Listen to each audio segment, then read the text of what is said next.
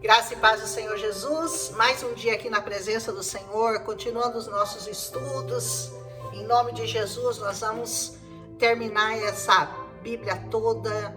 Logo nós vamos começar o Novo Testamento, já estamos terminando o Velho, né? Só profetas pequenos agora, poucos capítulos para cada um, mas nós vamos estudar todos. Aleluia! Aqui Oséias vai fazer uma crítica, vai exortar o povo com relação aos pecados da tribo de Efraim. Israel, como eu falei, estava dividido e havia as tribos do norte, as tribos do sul. Então a tribo de Judá de um lado e as 10 tribos junto com Efraim do outro lado. E ele diz assim, no Oséias 7, quando eu tento curar Israel, o mal de Efraim fica exposto e os crimes de Samaria são revelados. Eu penso aqui que o Senhor, é claro, está falando de todas as nações de Israel que estavam cometendo pecados gravíssimos contra o Senhor, né? Pecados de prostituição, pecados de bebedice, pecados de idolatria. Mas eu vejo aqui que o Senhor vai estar tentando nos dizer, olha, quando eu tento curar uma área da sua vida, eu descubro que a outra área da sua vida também está com o seu mal exposto.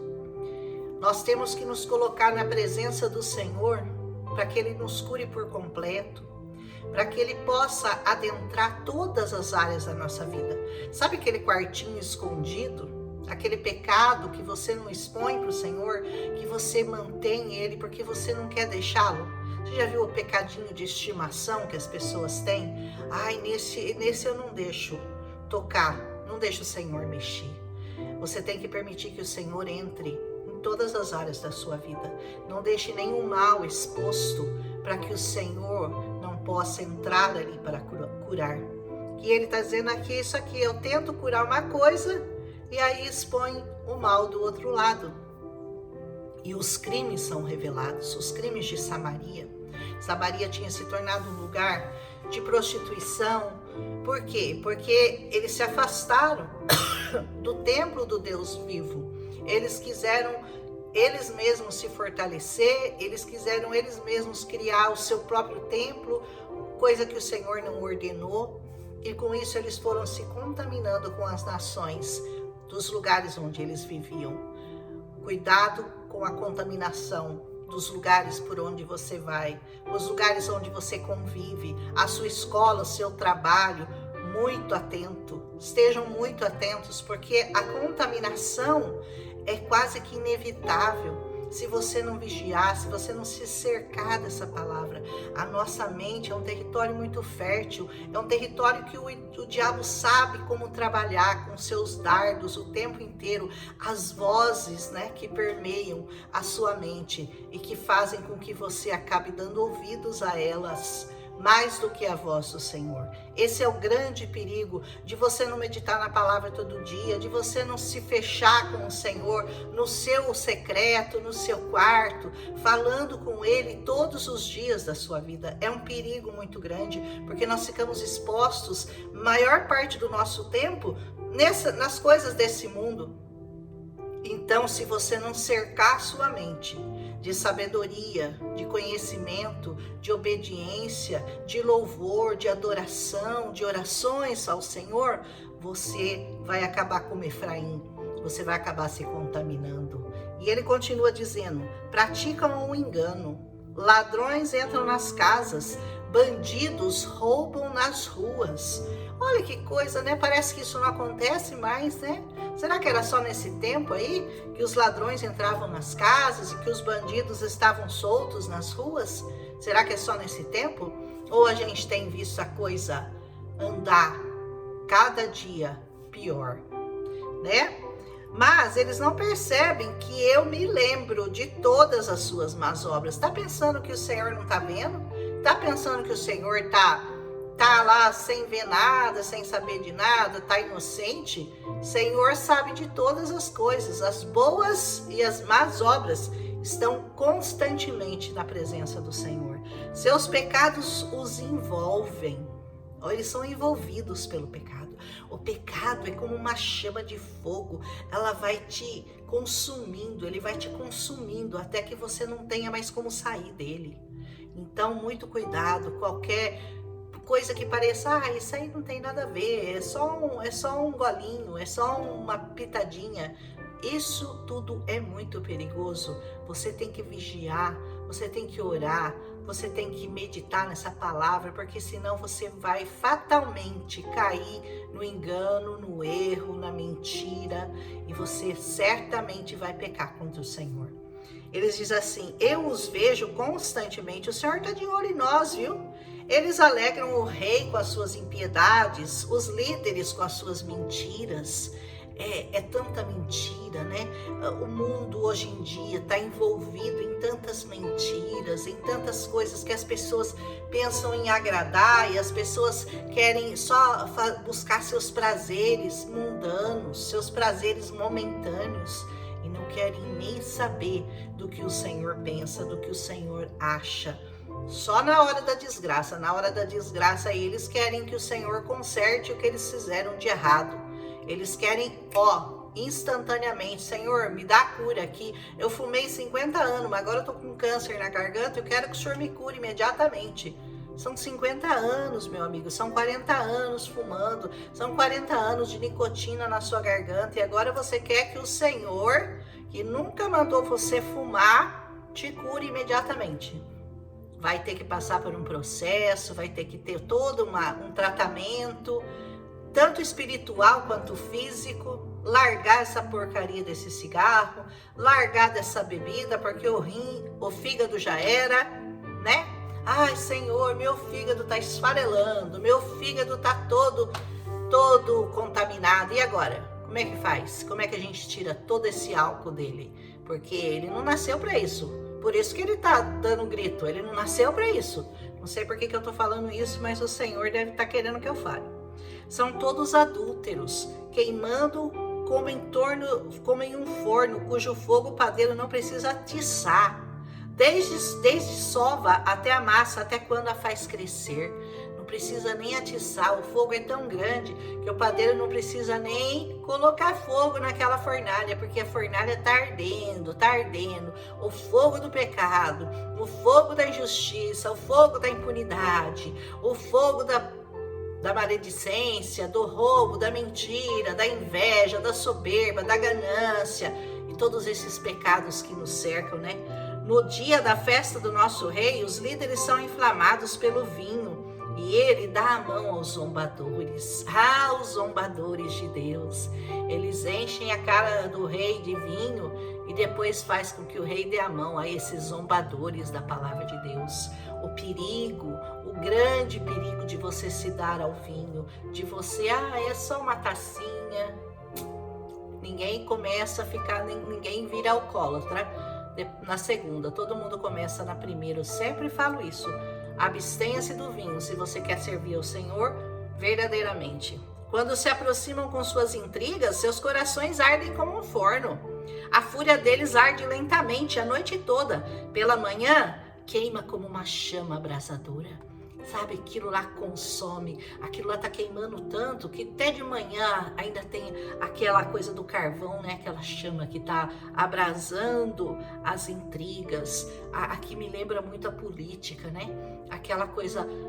Aquelas coisas de gabinete, aquelas coisas que são feitas às escondidas, aqueles conchavos, aquelas intrigas, aquelas coisas horrorosas que os políticos fazem tão bem, né?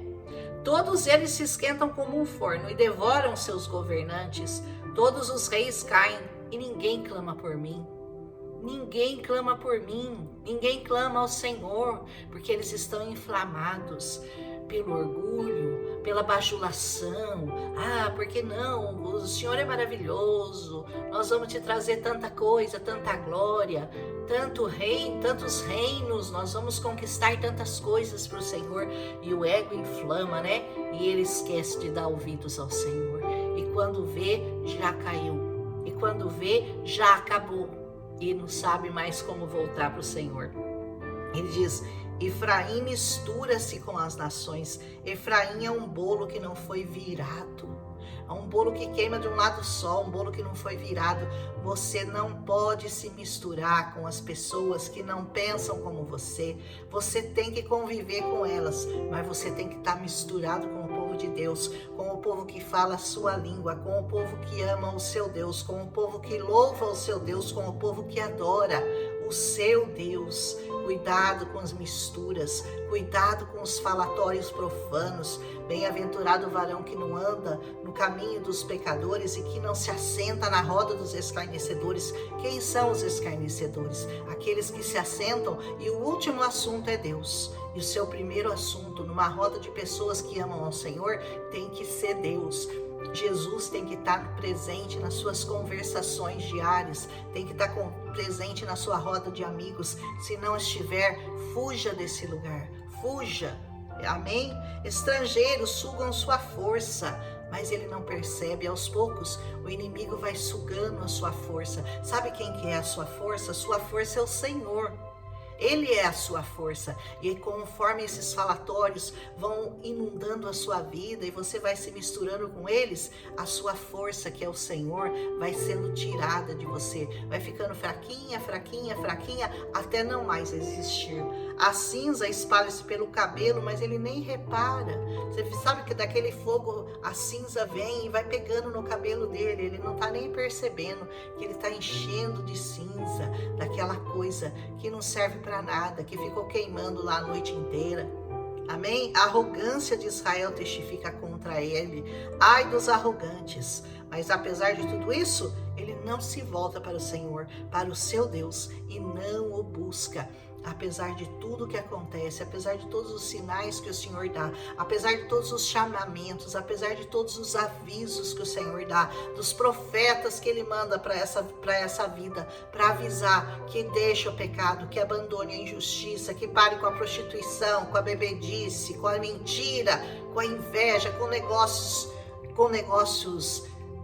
obscuros, tantas coisas que as pessoas fazem, e o Senhor avisa: fale a verdade, busque a verdade, caminhe na verdade, caminhe com coisas sérias, caminhe com coisas boas, com a humildade, com a bondade, com a mansidão, com a longanimidade.